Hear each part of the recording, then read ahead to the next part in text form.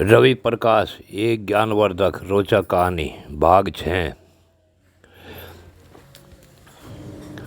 School में आज शशि नहीं थी।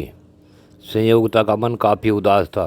संयोगिता के डैडी इस स्कूल में प्रिंसिपल थे और शशि का भाई माना हुआ गुंडा था। इसलिए उन दोनों का रोब लड़कियों पर ही नहीं लड़कों पर भी चलता था। दोनों लड़की बहुत जिद्दी हो गई थी। लड़कों का अपमान करते भी वे नहीं घबराती थी।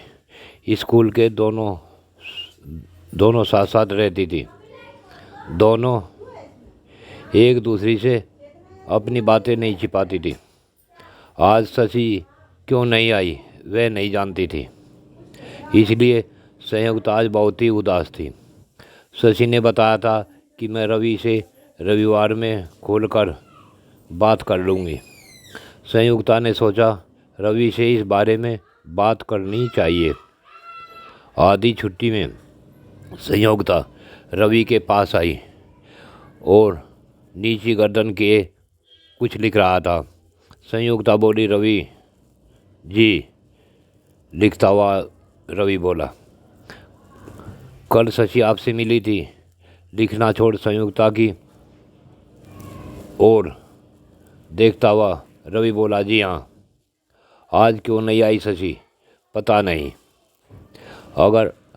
मगर आप इतनी उदास क्यों हैं? रवि, मेरा मन शशि के बिना नहीं लगता। इस अंदाज में कहा जैसे रो पड़ेगी। रवि बोला, विद्यार्थी को इतनी ममता अच्छी नहीं होती।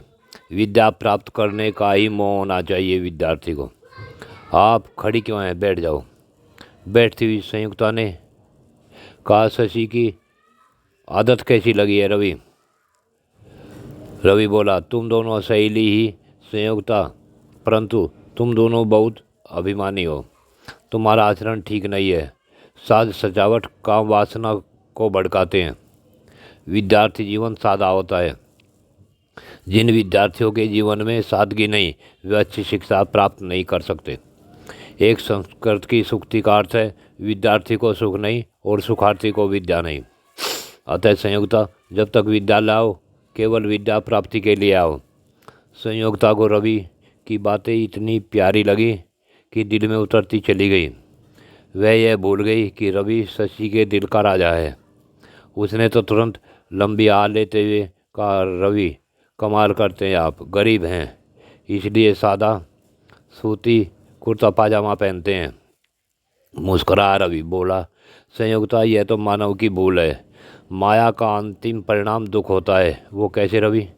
इस माया से बनावटी सजावट में रहती हो तो क्या तुम्हारी तरफ कुछ गलत लड़कों की काम वासना युक्त दृष्टि नहीं होती? तो इससे क्या? आप एक दिन किसी की हवस का शिकार अवश्य हो सकती हो। नहीं, ऐसा नहीं हो सकता।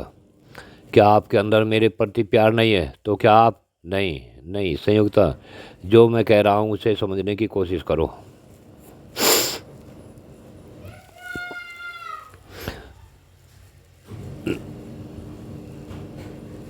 हृदय नारी का हृदय मोम हो जाता है।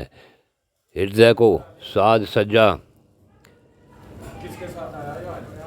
गोरे काले, अच्छे बुरे, नेक पापी किसी की पहचान नहीं करनी पड़ती। उसे तो जो मोह ममता से भरी जरा सी भी हिम्मत की बात करे उसी की ओर आकर्षित हो जाता है। क्या कभी ऐसा आपके साथ नहीं हुआ? अपने अतीत को देखो संयोगिता। जिस प्रकार फटा हुआ कागज़ का एक रुपया भी कहीं पड़ा मिल जाए तो रुपये के लोभी नज़र पड़ते ही उठा लेते हैं, उसी प्रकार हवस के लोभी जरा सी भी दिल की कमजोरी भांपते ही अपना शिकार बना लेते हैं। रवि, आप कलयुग में आज कलयुग है। आप सतयुग की बात करते हैं। फिर मुस्करा रवि बोला, संयुक्ता, मैं भी कलयुग में ही पैदा हुआ हूँ और मेरा पूरा परिवार आज के ही युग में पैदा हुआ है। ठीक है संयुक्ता, आप शायद अभी न समझ पाओ, परंतु एक दिन आपको समझना अवश्य होगा। अच्छा, अब घंटी लगने वाली है, आप अपनी कुर्सी पर जाओ। संयुक्ता ने चाहते हुए भी अपनी डेस्क पर जा बैठी और छुट्टी मिलने तक रवि को बार बार देखती रही। छुट्टी होने के पश्चात रवि अकेला पैदल घर जा रहा था। एक छोटे से बच्चे ने कहा, रवि। रवि रुक गया। यह पत्र आपके लिए दिया है। पत्र लेकर पढ़ा रवि ने, फिर मुस्कुराता हुआ घर आ गया। आज रात का 1 बज चुका था। रवि की आंखों में नींद नहीं थी। वह एक कुर्सी पर बैठा था। लाइट बंद थी। अब वह सुबह होने की प्रतीक्षा कर रहा था। धीरे धीरे रात बीत गई, मगर आज रवि सारी रात सो नहीं पाया था। सुबह होते ही रवि ने सोचा, मैं जिस रास्ते पर चल रहा हूँ इसमें अड़चनें अधिक हैं। नई जगह है, नए आदमी, इन सब को जब तक मेरी ताकत का सही अंदाज़ा नहीं होगा तब तक अड़चनें हटेंगी नहीं। इसलिए समझाने से नहीं, टकराने से काम निपटेगा। जब वह स्कूल में जाने लगा तो घर के दरवाजे पर ही कप्तान साहब मिले। रवि ने हाथ जोड़ प्रणाम किया। कप्तान साहब बोले, तुम मेरे साथ मेरे घर चलो। चलो, परंतु मुझे अधिक समय नहीं है कप्तान साहब। और रवि पीछे पीछे चल दिया। घर एक कमरे में जाकर दोनों बैठ गए। तभी वहाँ एक छोटा सा मुन्ना आकर बैठ गया। रवि ने देखा, बोला, कप्तान साहब, ये बच्चा किसका है? यह एक पड़ोसी का बच्चा है। मैं आपसे फिर मिलूँगा। अब विद्यालय जाना है। कहता हुआ रवि उठा और जल्दी से बाहर निकल गया।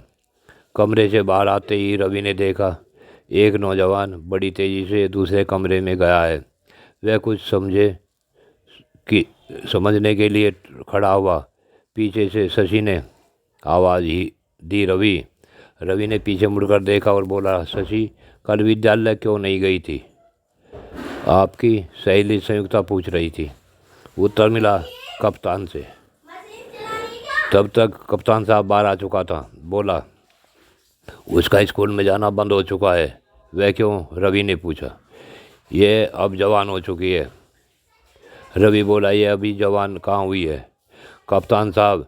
इसकी तो अभी किशोर अवस्था है, जिस अवस्था में ये सभी बातें समझाई जाती हैं जिनसे जवानी में सही कदम रखा जा सके, तथा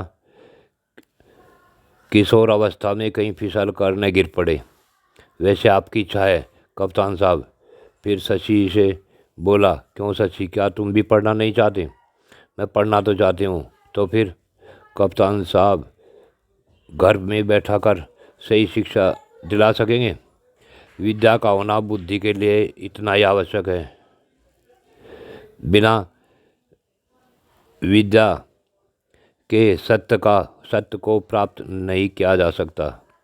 अविद्या तो पतन का रास्ता है। अच्छा, तो मैं अब चलता हूँ, विद्यालय जाने में देर हो जाएगी, कहकर रवि चला गया। जय शिव गोरक्ष।